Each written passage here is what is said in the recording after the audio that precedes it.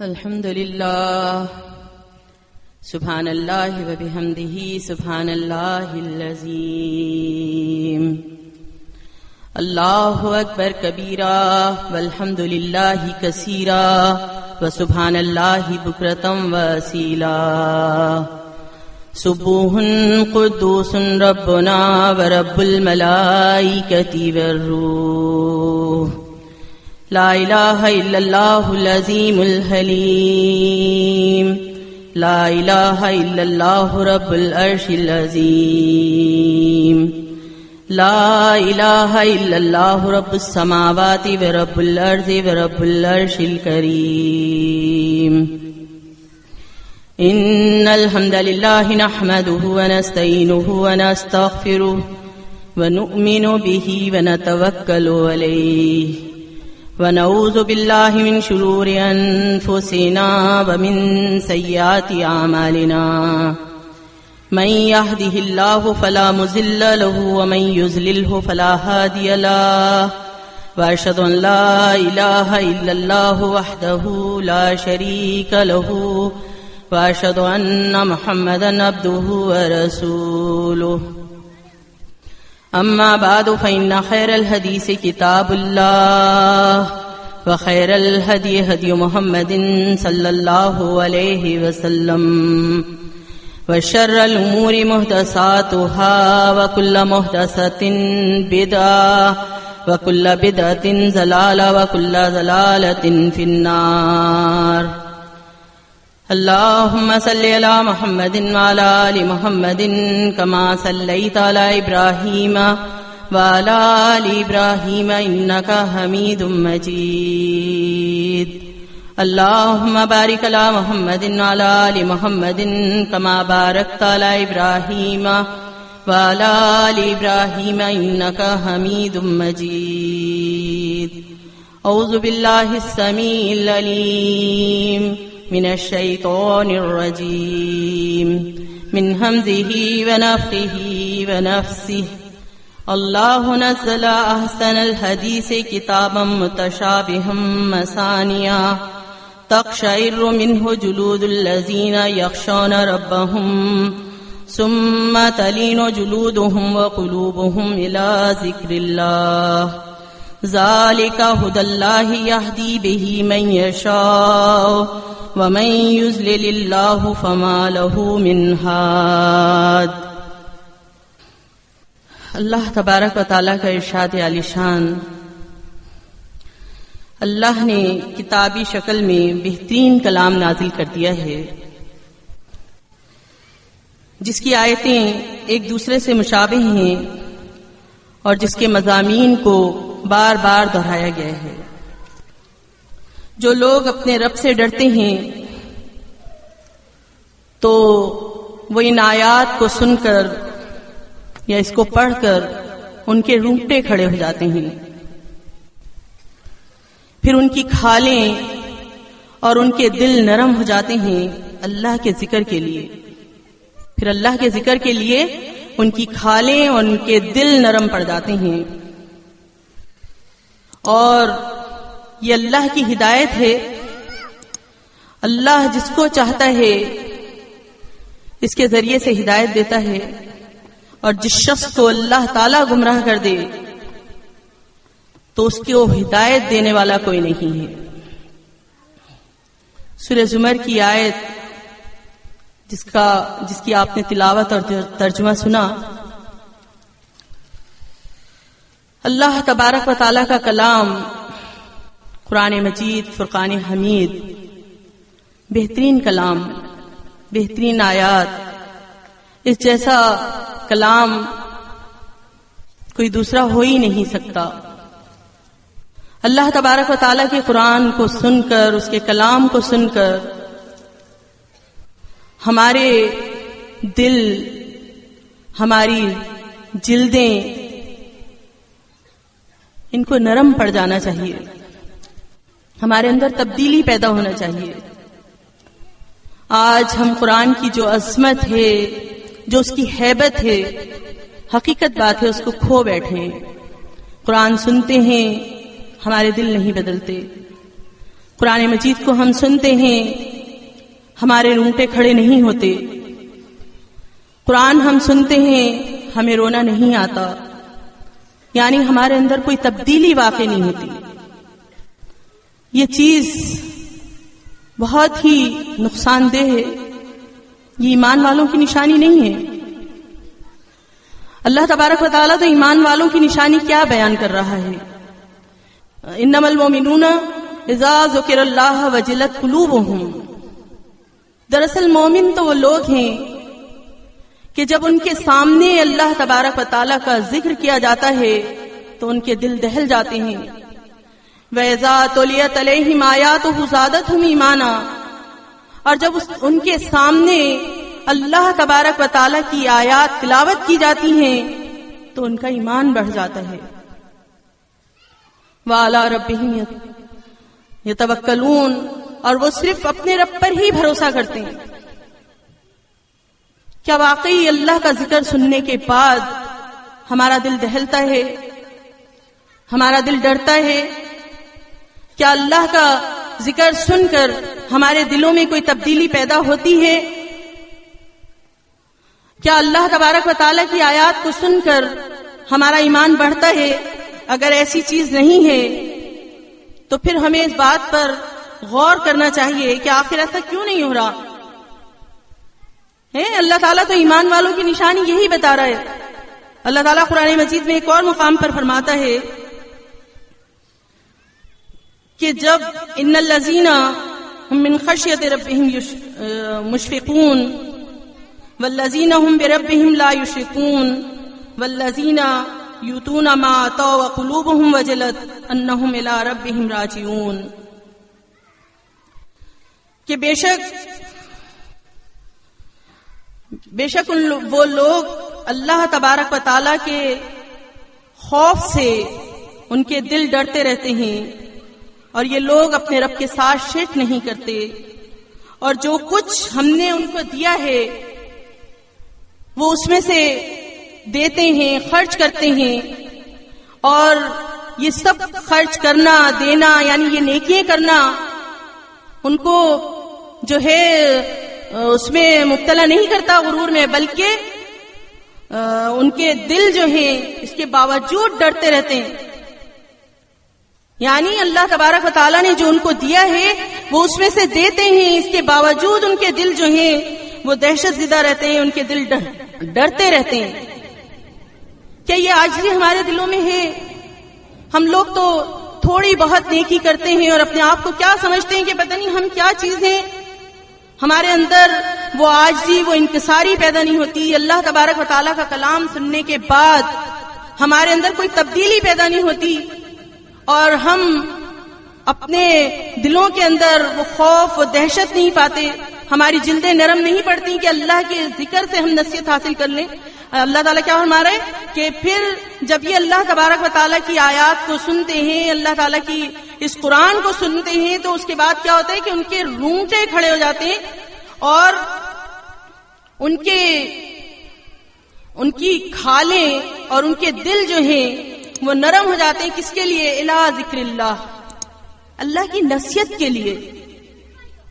جو اللہ تبارک و تعالیٰ نے قرآن مجید میں ان کے لیے نصیحت نازل کی ہے، اس نصیحت کو سننے کے لیے ان کے دل، ان کی کھالیں نرم ہو جاتی ہیں.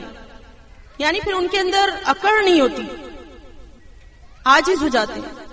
ان کے اندر عاجزی آ جاتی ہے کہ جو اللہ کی نصیحت ہے اس کو وہ قبول کرتے ہیں. جو لوگ اللہ تبارک و تعالیٰ کے احکامات کے آگے عاجزی کرنے والے ہیں، حقیقت بات ہے کہ وہی کامیاب ہیں. انہی کو اللہ تعالیٰ اپنے رسول صلی اللہ علیہ وسلم کے ذریعے فرما رہا ہے کہ وَبَشِّرِ الْمُخْبِتِينَ، اے رسول صلی اللہ علیہ وسلم آپ عاجزی کرنے والوں کو خوشخبری سنا دیجئے. کن کو خوشخبری سنا دیں؟ عاجزی کرنے والوں کو خوشخبری سنا دیں کہ الذین اذا ذکر اللہ وجلت قلوبہم، کہ یہ وہ لوگ ہیں کہ جب ان کو اللہ کے ذکر کی طرف نصیحت کی جاتی ہے، اللہ کے ذکر کی طرف ان کو متوجہ کیا جاتا ہے، تو ان کے دل جو ہیں وہ دہل جاتے ہیں. آپ دیکھیں عاجزی کرنے والوں کے دل دہلتے ہیں. دلوں کی سختی، دلوں کے اندر خوف پیدا نہ ہونا گویا کہ تکبری ہے، عاجزی نہیں ہے۔ اگر ہمارے اندر عاجزی ہے تو اللہ تبارک و تعالیٰ کے ذکر کو سن کر، اللہ کے ذکر کی طرف جب اللہ کی آیات کو سنائی جائیں تو ہم پورے متوجہ ہو جائیں اس نصیحت کو حاصل کرنے کے لیے۔ اللہ تبارک و تعالیٰ کے ذکر سے، اللہ کی نازل شدہ شریعت سے، اللہ کے احکامات سے ہمارے دلوں میں تبدیلی آنی چاہیے۔ آپ دیکھیں اللہ کے بندے تو اللہ کے سامنے عاجزی ہیں، اور بندے کیا، آپ دیکھیں فرشتے بھی اللہ کے احکامات سن کر گھبرا جاتے ہیں۔ صحیح بخاری کی حدیث ہے کہ جب اللہ تبارک و تعالیٰ کی طرف سے کوئی حکم نازل ہوتا ہے تو فرشتوں کے اندر ایک گھبراہٹ اور تھرتھراہٹ پیدا ہو جاتی ہے، وہ تھرانے لگتے ہیں اور گھبراہٹ کی وجہ سے اپنے پروں کو ہلانے لگتے ہیں، اور وہ اللہ کی وحی کی آواز کو اس طرح سنتے ہیں کہ جس طرح ایک شفاف چکنے پتھر پر زنجیروں کے گھسٹنے کی آواز سنی جاتی ہے۔ اور جب وہ وحی نازل ہو چکی ہوتی ہے تو گھبراہٹ ان سے دور کر دی جاتی ہے، پھر وہ آپس میں کہتے ہیں کہ تمہارے رب نے کیا نازل کیا؟ تو فرشتے کہتے ہیں کہ حق نازل کیا ہے، وہ اللہ بہت ہی بلند و بالا اور بہت بڑا ہے۔ آپ دیکھیں کہ اللہ کے کلام کی ہیبت فرشتوں پر طاری ہو جاتی ہے۔ افسوس کی بات ہے کہ ہم اللہ کے کلام کی قدر ہی نہیں کرتے۔ ہم قرآن مجید کو سنتے ہیں مگر بہرے کانوں سے۔ اصل بات یہ ہے کہ ہم توجہ ہی نہیں دیتے، حالانکہ اللہ تعالیٰ قرآن مجید کی تلاوت پر ہمیں توجہ دلا رہا ہے۔ اللہ تعالیٰ کیا فرماتا ہے سورہ اعراف میں کہ وَإِذَا قُرِئَ الْقُرْآنُ، جب قرآن پڑھا جائے تو فَاسْتَمِعُوا لَهُ، تو اس کی طرف اپنے کان لگا دیا کرو۔ فَاسْتَمِعُوا یعنی استماعون سے نکلا مقصد کیا ہے کہ جاسوسی کرنے کے لیے ایک جاسوس جس طرح اپنے کان لگا دیتا ہے کہ ایک ذرا سی بھی جو آواز ہے، جو ذرا سی بھی بات ہے وہ مجھ سے مخفی نہ رہ جائے، رہ نہ جائے، چھوٹ نہ جائے۔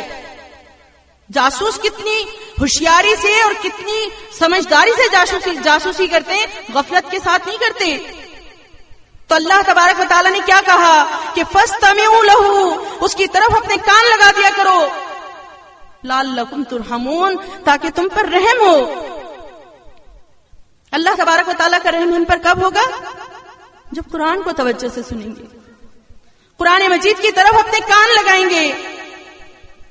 ہم نے تو حقیقت بات ہے اپنے حال پر غور کرنا ہی چھوڑ دیا۔ قرآن مجید کی تلاوت ہوتی رہتی ہے اور ہم باتیں کرتے رہتے ہیں، اپنی آوازوں کو بلند کرتے ہیں، قرآن کو ہم نہ سمجھتے ہیں نہ سمجھنے دیتے ہیں۔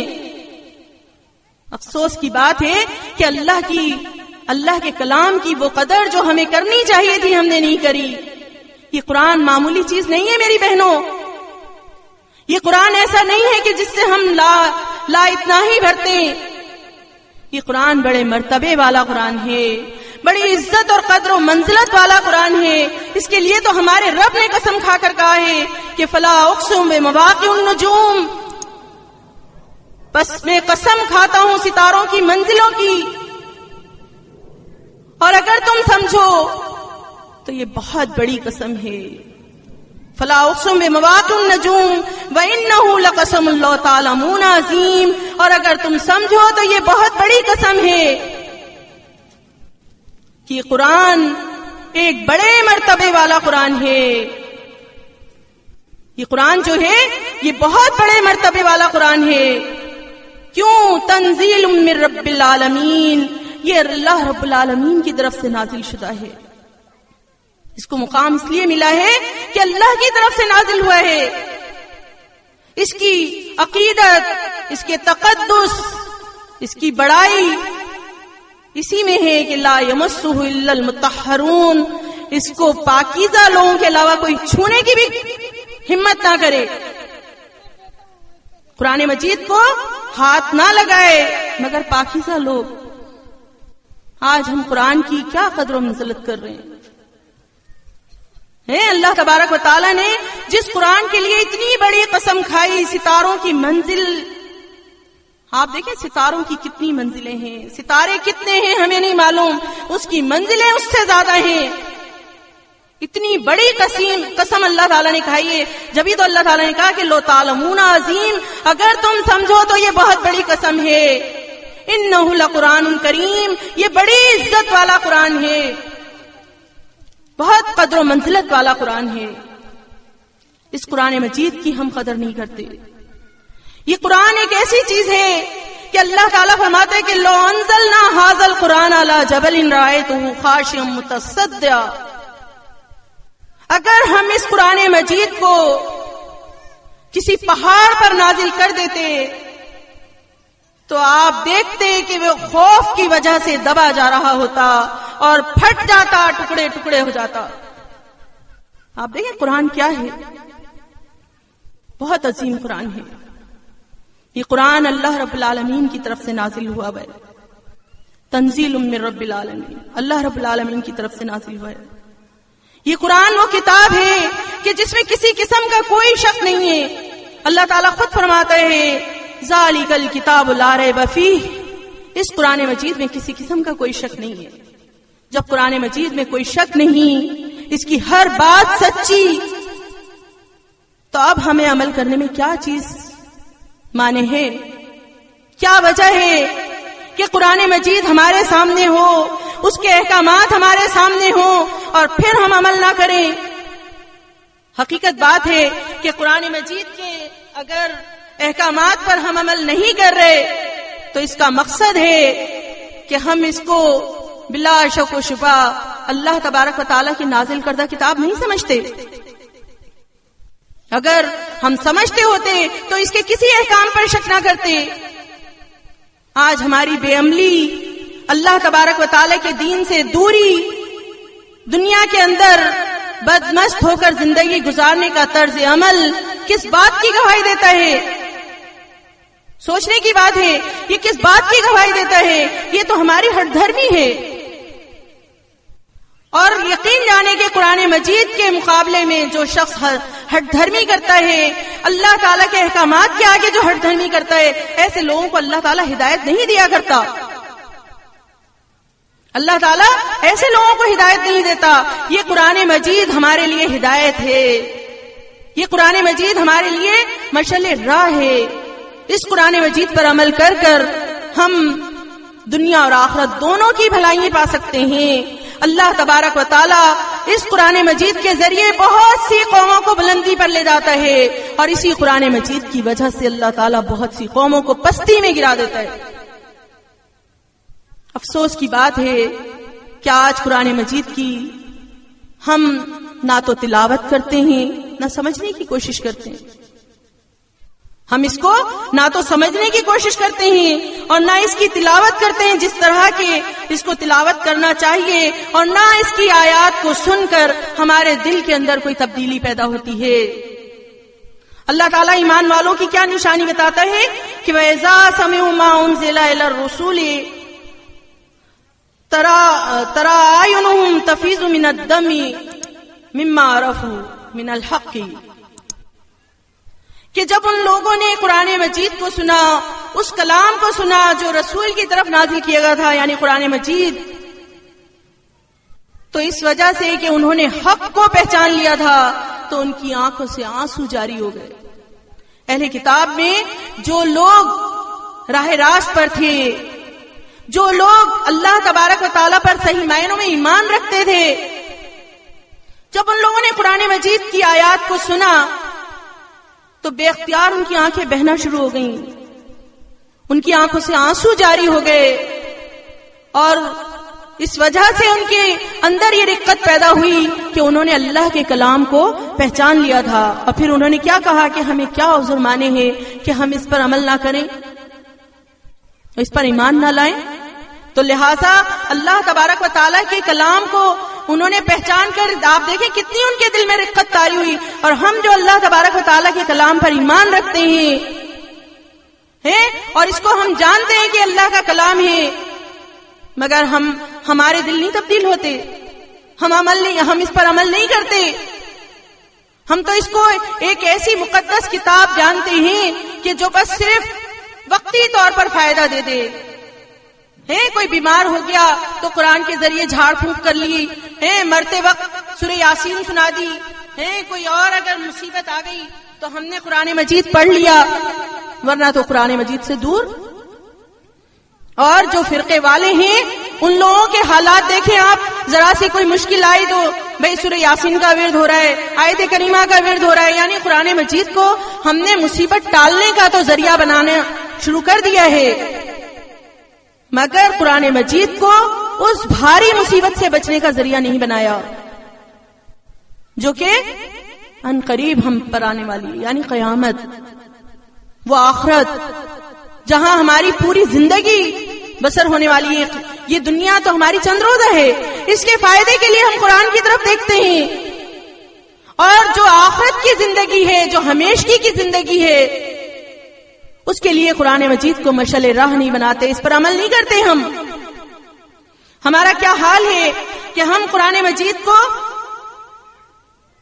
سنتے ہیں اور سننے کے بعد اس کو لا تعلقی سے چھوڑتے چلے جاتے ہیں. قرآن کے احکامات سنتے ہیں مگر عمل نہیں کرتے. ہم قرآن مجید کے ذریعے ہمیں نصیحت کی جائے, ہم سمجھتے ہیں یہ ہمارے لیے ہے ہی نہیں. آپ دیکھیں ہماری خواتین, کیا قرآن مجید میں ان کو پردے کا حکم نہیں ملا؟ کیسا پردہ کرتی ہیں؟ سوچنے کی بات ہے. کیسا پردہ کرتی ہیں؟ کیا قرآن مجید کے ذریعے ان کو نماز قائم کرنے کا حکم نہیں ملا؟ کتنی خواتین ہیں کہ جو نماز کو صحیح معنوں میں قائم کرتی ہیں. اسی طرح آپ قرآن مجید کے احکامات پر غور کرتے چلے جائیں, کیا یہ احکامات ہمارے لیے نہیں ہیں؟ صحابہ کرام کا تو یہ حال نہیں تھا. صحابہ کرام تو اس طرح قرآن مجید کو نظر انداز نہیں کیا کرتے تھے. وہ تو یہ نہیں سمجھتے تھے کہ یہ آیات کسی اور کے لیے ہیں. وہ تو کیسی بھی مشکل آیت ہوتی تھی, کیسے بھی مشکل احکامات ہوتے تھے, اس کے سامنے سمعنا و اطعنا ہی کہتے تھے, چاہے وہ ان کی ہمت سے باہر ہوں, چاہے ان کی طاقت سے باہر ہوں. اس سلسلے میں آپ دیکھیں صحیح مسلم کی حدیث ہے, حضرت ابو ہریرہ رضی اللہ تعالیٰ عنہ کہتے ہیں, لما نزلت آیت, جس وقت یہ آیت نازل ہوئی, للہ ما فی السماوات و ما فی الارض وَإِن تُبْدُوا مَا فِي أَنفُسِكُمْ وَتُخْفُوهُ يُحَاسِبْكُم بِهِ اللَّهُ فَيَغْفِرُ لِمَن يَشَاءُ وَيُعَذِّبُ مَن يَشَاءُ وَاللَّهُ عَلَى كُلِّ شَيْءٍ قَدِيرٌ. اللہ ہی کے لیے ہے جو کچھ آسمانوں میں ہے, اور اللہ ہی کے لیے ہے جو کچھ زمین میں ہے. اگر تم کوئی بات ظاہر کر دو یا تم اس کو اپنے دل میں چھپا لو, یحاسبکم بہ اللہ, اللہ تعالیٰ تم سے اس کا حساب لے لے گا. تو فیغفر لمن یشاء ویعذب من یشاء, جس کو چاہے گا وہ معاف کر دے گا اور جس کو چاہے گا وہ عذاب دے گا. واللہ علی کل شیء قدیر, اللہ تعالیٰ ہر چیز پر قدرت رکھتا ہے. جس وقت یہ آیت نازل ہوئی تو فاشتد علی اصحاب رسول اللہ صلی اللہ علیہ وسلم, تو اللہ کے رسول صلی اللہ علیہ وسلم کے اصحاب پر یہ آیت بہت بھاری ہو گئی, بہت شاق گزری, بہت وزنی ہو گئی ان کے لیے. تو فاطا علی رسول اللہ صلی اللہ علیہ وسلم ثم برکوا علی رکبہ, تو پھر وہ اللہ کے رسول صلی اللہ علیہ وسلم کے پاس آئے اور آپ کے سامنے دو زانوں بیٹھ گئے, اور اس کے بعد انہوں نے اللہ کے رسول صلی اللہ علیہ وسلم سے اس طرح جو ہے التجا کی, اے اللہ کے رسول صلی اللہ علیہ وسلم, اب تک جو احکامات آپ پر نازل ہوئے, مثلا نماز ہے, روزہ ہے, حج ہے, زکوٰۃ, جہاد وغیرہ, یہ تمام احکامات ہمارے لیے آسان تھے, یہ سب ہم نے کر لیے. آپ دیکھیں اس حدیث میں جہاد کا بھی لفظ ہے. جہاد کوئی چھوٹا عمل نہیں ہے. انسان میدان جنگ میں جاتا ہے تو اس کو معلوم نہیں ہے کہ وہ زندہ لوٹ کر واپس آتا ہے یا نہیں آتا ہے. کتنا مشکل عمل ہے کہ انسان میدان جنگ میں جا رہا ہے تو اس کو امید نہیں ہے کہ وہ واپس آئے گا, کیا وہ اللہ کے راستے میں شہید ہو جائے گا یا وہ غازی بن کر لوٹے گا, اس چیز کا اس کو نہیں معلوم. بہت بڑا عمل ہے جہاد. تو صحابہ کرام کے لیے یہ جہاد مشکل نہیں تھا. کیا کہا انہوں نے؟ اے اللہ کے رسول صلی اللہ علیہ وسلم، اب تک جو احکامات آپ پر نازل ہوئے، مثلا نماز، روزہ، حج، زکوٰۃ، جہاد وغیرہ، یہ سب ہمارے لیے آسان تھے، ہم نے آسانی سے کر لیے. مگر جو آیت اب آپ پر نازل ہوئی ہے، اس آیت کی ہم میں طاقت نہیں ہے، ہم اپنے اندر استطاعت نہیں پاتے. آپ دیکھیں اللہ کے نبی صلی اللہ علیہ وسلم نے کیا فرمایا؟ اتقولون کما اہل الکتابین من قبلکم، کیا تم ایک ایسی بات کہنا چاہتے ہو کہ جو تم سے پہلے اہل کتاب کی 2 گروہوں نے کہی کہ وقالوا سمعنا وعصینا، انہوں نے کہا تھا ہم نے سن لیا مگر ہم نافرمانی کریں گے. کیا یہ ارادہ لے کر میرے پاس آئے ہو؟ آپ دیکھیں صحابہ کرام کیوں پریشان تھے، کس لیے پریشان تھے صحابہ کرام؟ کہ ہم عمل اپنی جان سے کر سکتے ہیں جن پر ہمیں اختیار ہو. اللہ تبارک و تعالیٰ نے کتنی سخت آیت نازل کی تھی، ان تبدوا ما فی انفسکم وتخفوہ یحاسبکم بہ اللہ، اگر تم اپنے دلوں میں جو بات ہے اس کو ظاہر کر دو یا چھپا لو، اللہ تم سے اس کا حساب لے گا. اس آیت نے، اس ٹکڑے نے پریشان کیا تھا ان کو کہ دل کے وسوسوں پر، دل کی باتوں پر ہمیں اختیار ہی تو نہیں ہے. آج آپ دیکھیں نا، ہم لوگ اپنے دل میں آنے والے وسوسوں کو روک نہیں پاتے. دل میں ابھرنے والی بات کو ہم کیسے روک سکتے ہیں؟ اگر اللہ تعالیٰ ہماری ایک ایک دل میں ابھرنے والی بات کا حساب لے تو کیا کامیاب ہو جائیں گے کیا ہم؟ صحابہ کرام کو فکر آخرت تھی، وہ قرآن مجید کی ایک ایک آیت کو اپنے لیے سمجھتے تھے. یہی وجہ ہے کہ اس آیت کے سنتے ہی وہ پریشان ہو گئے اور انہوں نے کہا کہ اگر اس پر ہم نے عمل نہ کیا تو ہم تو برباد ہو جائیں گے. اس لیے پریشانی کے عالم میں اللہ کے نبی صلی اللہ علیہ وسلم کے سامنے دوزانوں ہو کر ادب کے ساتھ بیٹھ کر انہوں نے یہ ریکویسٹ کی کہ اللہ کے رسول صلی اللہ علیہ وسلم، اس مشکل کام پر عمل کرنا ہمارے لیے بڑی مشکل بات ہے. آپ دیکھیں کیا بہترین معلم ہے اللہ کے نبی صلی اللہ علیہ وسلم. آپ نے ان کو آس نہیں دلائی، ان کو تسلی نہیں دی، ان کو کوئی ایسا فتویٰ نہیں دیا جیسا کہ آج کے علماء مشکل احکامات کو دیکھ کر اس کی آسانی تلاش کرتے ہوئے نکلنے کے راستے بتا دیتے ہیں. ایسا کوئی راستہ نہیں بتایا اللہ کے نبی صلی اللہ علیہ وسلم نے. آپ نے کیا فرمایا؟ کیا تم ایسی بات کہنا چاہتے ہو؟ اتقولون کما اہل الکتابین من قبلکم، کیا ایسی بات کہنا چاہتے ہو جو تم سے پہلے اہل کتاب کی 2 بڑی جماعتوں نے کہی کہ وقالوا سمعنا وعصینا، انہوں نے کہا تھا ہم نے سن لیا مگر ہم عمل نہیں کریں گے، نافرمانی کریں گے. تو کیا یہ اللہ کا حکم سن کر نافرمانی کا ارادہ لے کر آئے ہو میرے پاس؟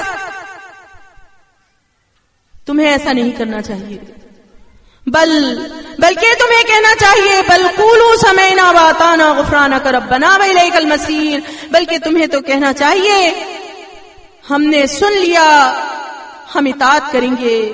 اے ہمارے رب، ہمارا لوٹ کر آنا تیری طرف ہے، تو لہذا تو ہمیں معاف کر دے.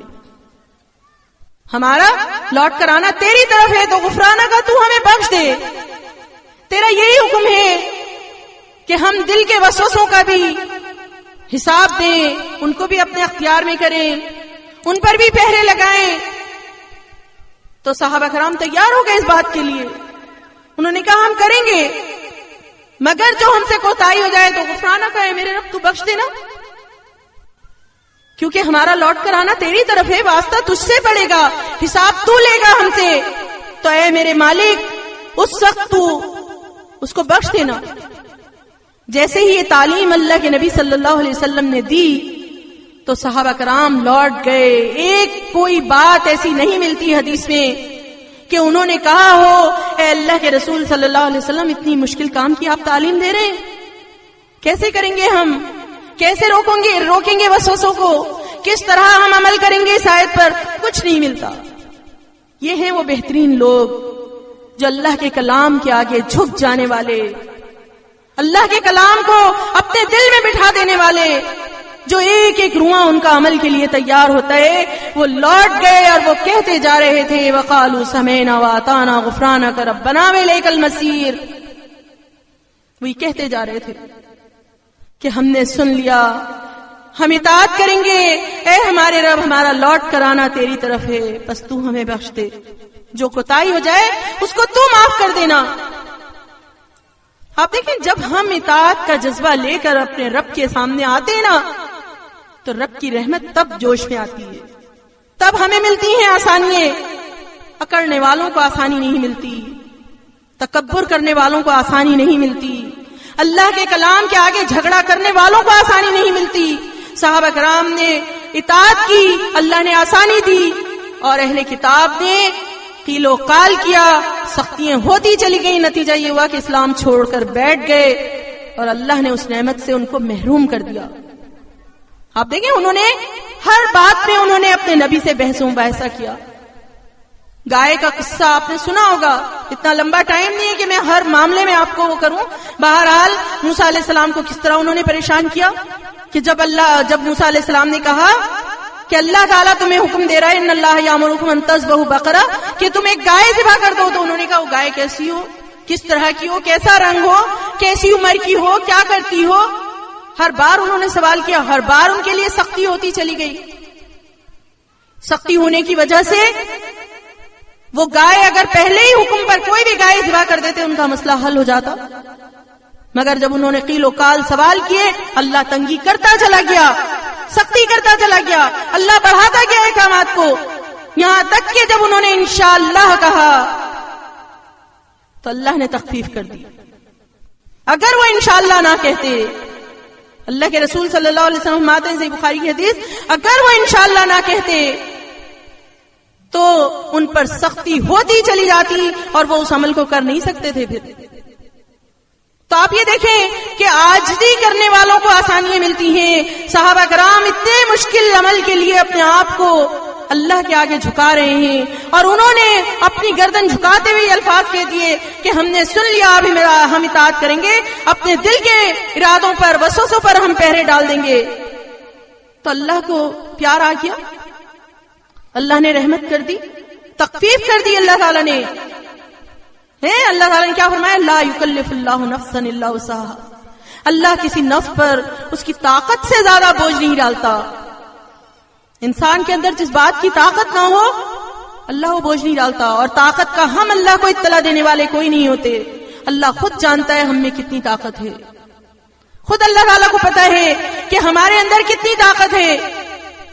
تو لہٰذا اللہ تبارک و تعالیٰ نے ہم پر اس طرح آسانی کی کہ اللہ کے رسول صلی اللہ علیہ وسلم فرماتے ہیں، یہ بھی صحیح مسلم کی حدیث ہے، کہ اللہ نے تمہارے وسوسوں سے اراض کر لیا۔ جو دل میں اٹھنے والے خیالات ہیں اب اللہ اس کا حساب نہیں لے گا تم سے۔ اگر کسی کے دل میں ایک اچھا خیال آتا ہے تو اس اچھے خیال آنے کی وجہ سے اللہ تعالیٰ ایک بھرپور نیکی اس کے اعمال نامے میں داخل کر دیتا ہے، جس کا اجر 1 گنا سے لے کر 10 گنا تک ہوتا ہے، صرف خیال آنے پر۔